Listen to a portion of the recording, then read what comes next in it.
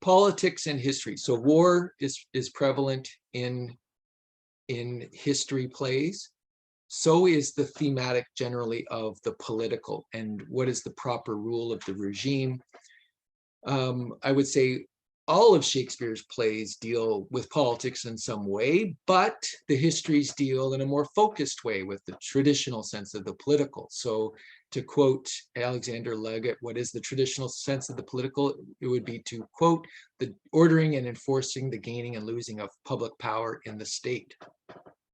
So the other thing to note here is that Shakespeare is not going to parade abstract principles. So there's not going to be a character or an abstract concept for which they fight that is trumpeted.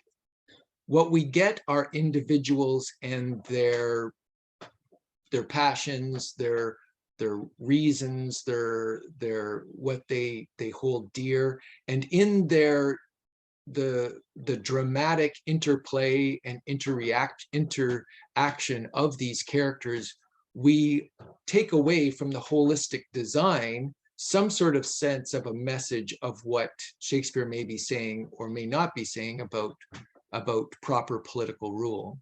One thing we could say is that Shakespeare, in showing different types of individuals, is keen to show that different regimes enable different types of individuals to arise. So the regime is a political constitution, but more than just it's a classical concept. So Plato's Republic is a translation, that title, the Republic, is a translation of politeia, which is really this notion of regime. So it's, let's say, constitution, but not just a set of not a set of written rules or anything like that, but what that community, what the political community holds dear, what the political community holds as its ruling values, what it holds as to be valued, what it holds as prohibited. So that's kind of the constituting nature of the political regime, is that politeia is the regime. Now, if we live in a certain type of regime, it's going to be a soil that's fertile to grow certain types of individuals as plants, as soil would a plant. Other types of soil, other types of regime will be a poor soil, will not allow the prospering of certain types of individual.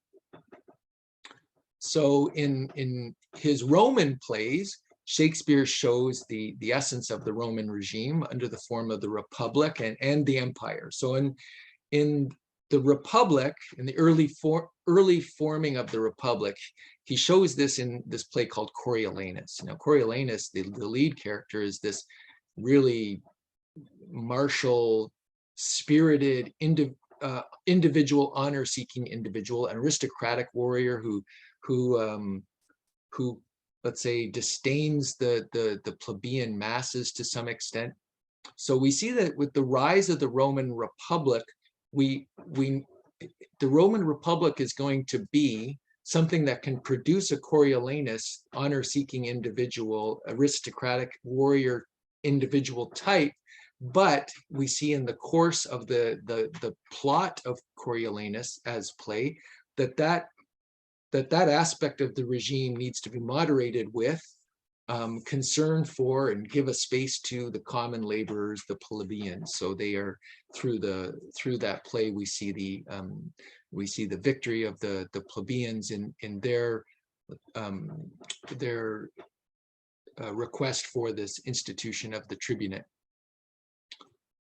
At the end of the Roman Republic, we see with the play Julius Caesar, the individual as potentially far outpacing his peers in terms of power and foreign conquest, in the case of Julius Caesar, and the tension that can bring about, and how that led to the decline and fall of the Republic as a regime. And with the beginning of the Roman Empire, as portrayed in the Antony and Cleopatra play, we see how that imperial regime can give rise to a release of individual passions, no longer bound to a sense of the common duty. Res publica is Latin for the public things. It's concern for the common things, for the common welfare. So commonwealth is usually another translation in English of the principle one's trying to get across with res publica.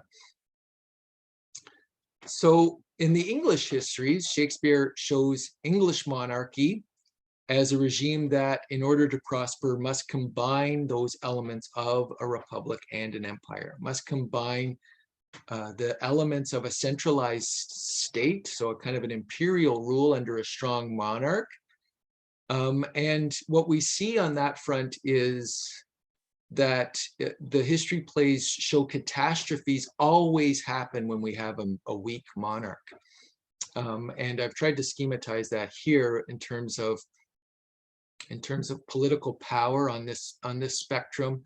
We can have either weak or strong in terms of whether that monarch is employs that, let's say, imperial element that is needed in a monarchy. So we see Henry V is definitely a strong monarch, and examples that we can see in the histories of weak monarchs, Richard II, Henry VI, led to catastrophes, led to usurpation on the part of Richard II, led to incessant civil wars, the loss of French territory on the case of Henry VI. But it's not enough just to have a strong ruler.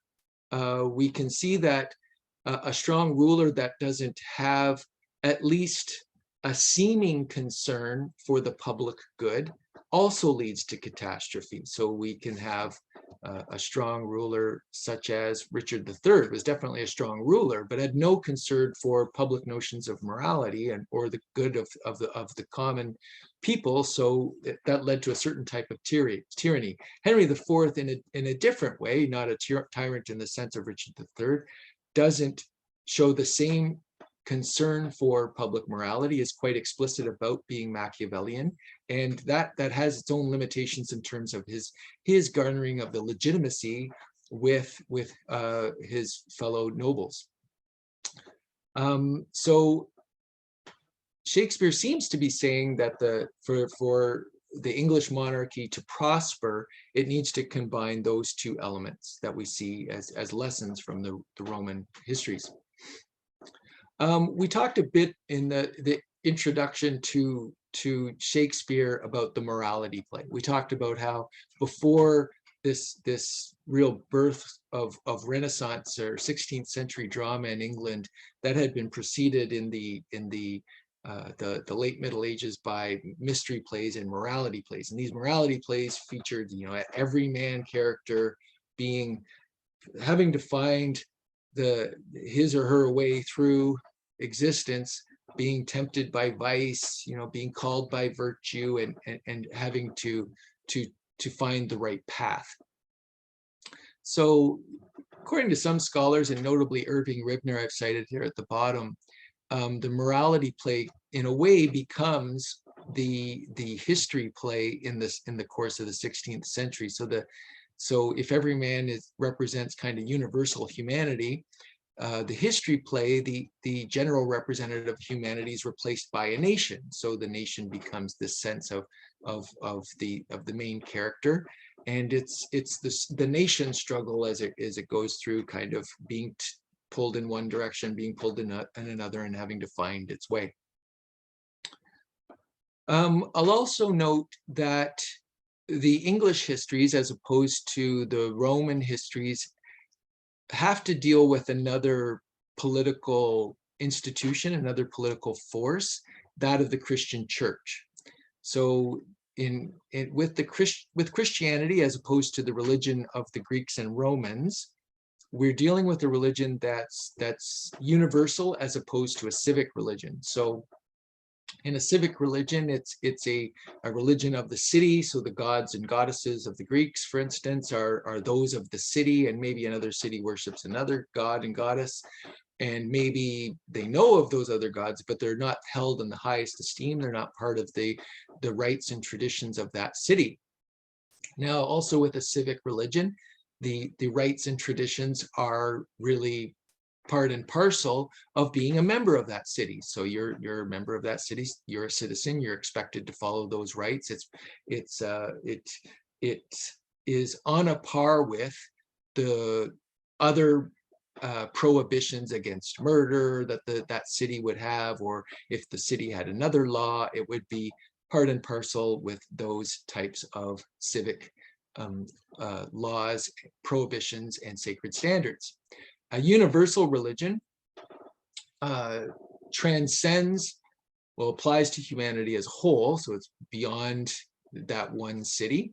And as such, the claims of a universal religion are in tension at times with the claims of a civic religion or civic standards.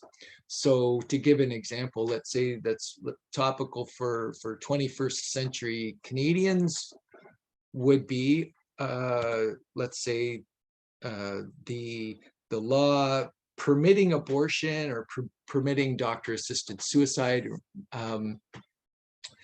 These are civic legislation. There's, let's say, they're political enactments that set certain standards for the community.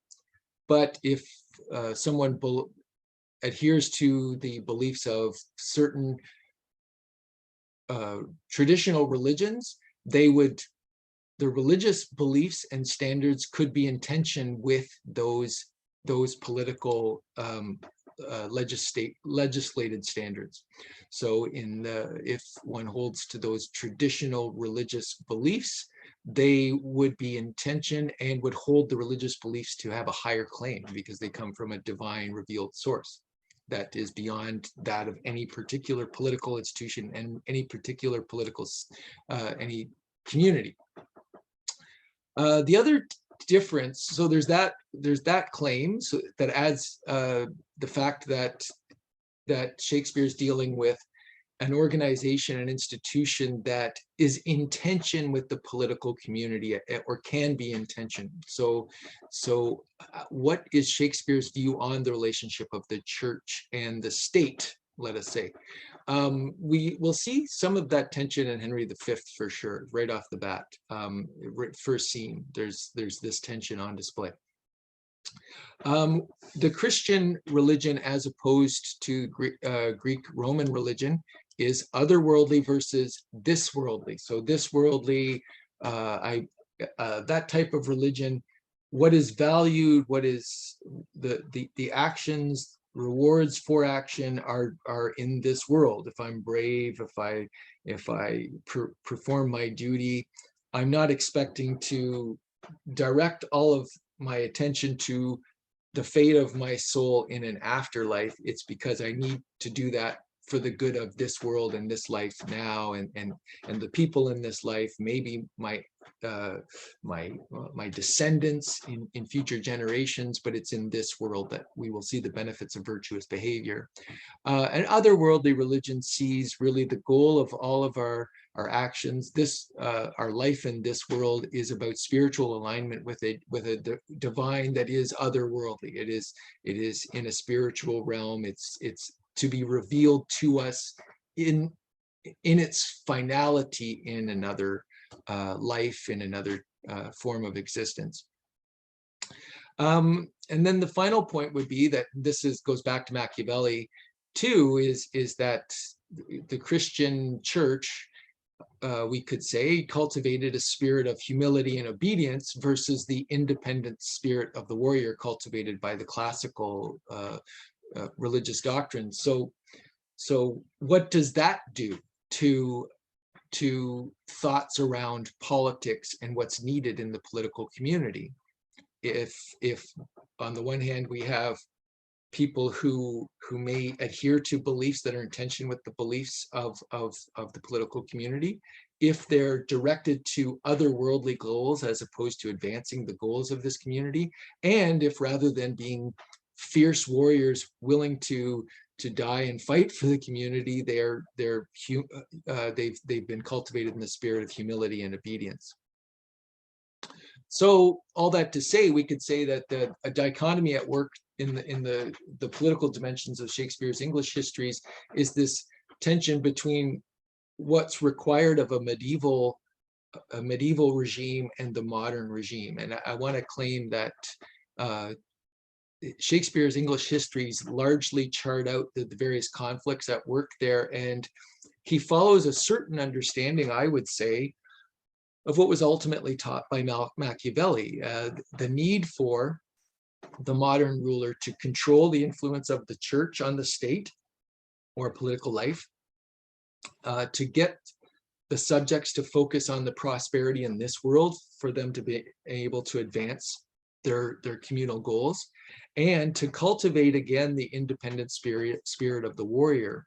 And we'll definitely see that in the speeches of Henry V before going into battle, really underscore this last point in particular. So historical context. So I mentioned the Anglo-Spanish War as the immediate political context. So just a word or two about that. So how did this arise? And first of all, it's an intermittent war. It's not, our sense of a kind of an ongoing struggle with two continuous fronts battling all the time. They're separated by an ocean, and so there was kind of intermittent raids on each side. But it did kind of endure these intermittent conflicts for around 19 years. So caused mainly due to, first of all, religious differences, and sometimes I think that's an excuse for other more pressing political power-seeking reasons. Also, piracy on the side of English pirates, privateers they called themselves, such as Hawkins and Drake, where they were actively encouraged by Elizabeth to steal treasure from Spanish shipping from the New World. And then Spain, for its own part, supported Catholic revolts in England, such as the one to replace Elizabeth with Mary, Queen of Scots. Then during the Dutch revolt, so the Dutch Protestants in the Netherlands revolted against Spanish rule, starting in 1572, and right at the beginning, right since the beginning, the English supported that covertly and then overtly beginning in 1585. And a literary note, the great, the incredible author and prose author and poet, Sir Philip Sidney. So if you haven't read any of his sonnets, Astrophil and Stella, please, I highly recommend you do. I have a short lecture on this on this channel on Elizabethan sonnets featuring Sidney's sonnets, if you want to use that to guide you through them.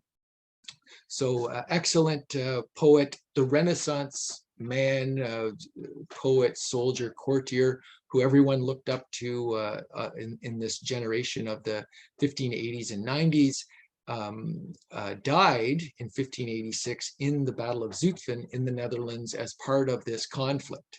And it's one of those historical situations where we can only say, what if he had been able to live longer. He died at an extremely young age, 30 something, maybe for my undergraduate, some of my undergraduate students doesn't seem all that young, but it's really young. He had a lot more productive years left in him, and it's too bad that he died so young, because, as I said, he was such an incredible author. So the Spanish Armada. So the Spanish Armada is a real defining action in this Anglo-Spanish War, and one that for the English had this real effect of inspiring nationalism, having this sense of inspiring this sense that they're a divinely ordained nation that was destined to rule the seas and destined to expand their power. And so I want to just mention a little bit about this Spanish Armada. The fleet of 130 ships, by far the largest armada at that point in history, that would set sail from Lisbon under the command of Medina Sidonia.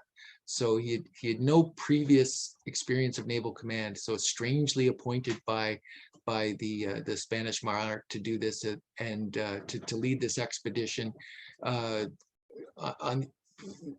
the other side, the English, although vastly outnumbered in terms of their ships, were led by able seamen, including some of these privateers that we were talking about, such as Drake, and who had experience with how to handle their vessels, had faster, more maneuverable vessels. So they're outgunned just in terms of sheer numbers, but were able to go in, fire off a shot, and withdraw out of range before the more cumbersome ships were able to line themselves up for a return volley.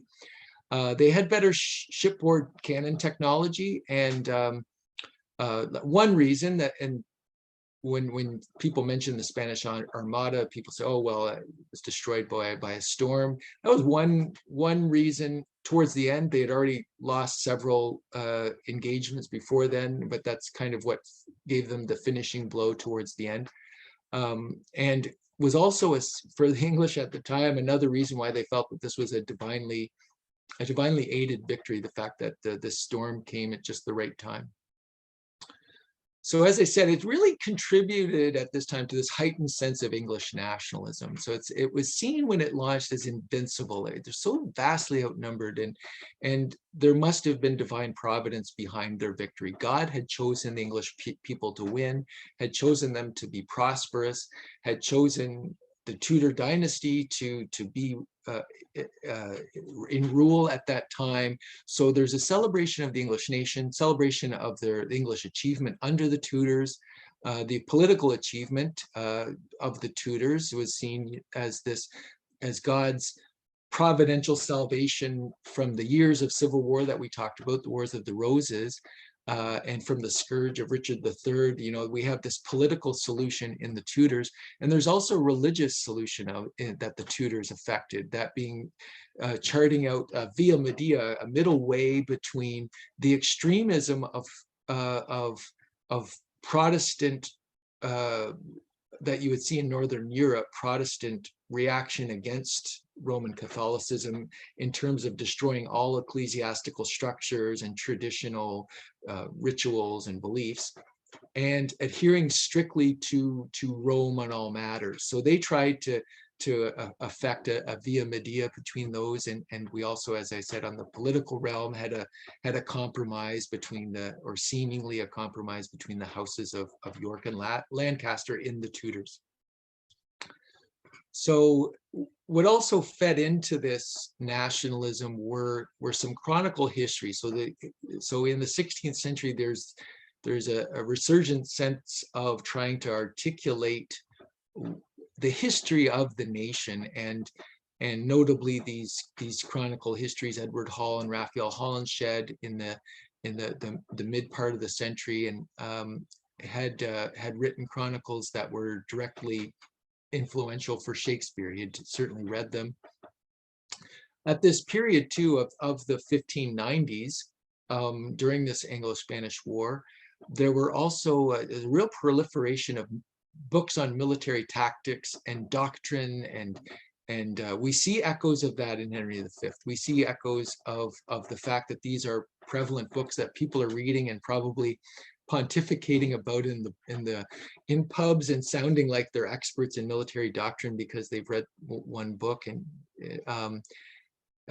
we see something like that with Llewellyn is concerned about the siege mines in Act 3, Scene 3, and how they're not being consistent with what he calls the disciplines of the war, and we see a lot from that from Llewellyn. Also, Llewellyn is sometimes the name Llewellyn is sometimes a modernization of Fluellen, as you may have in your version of that.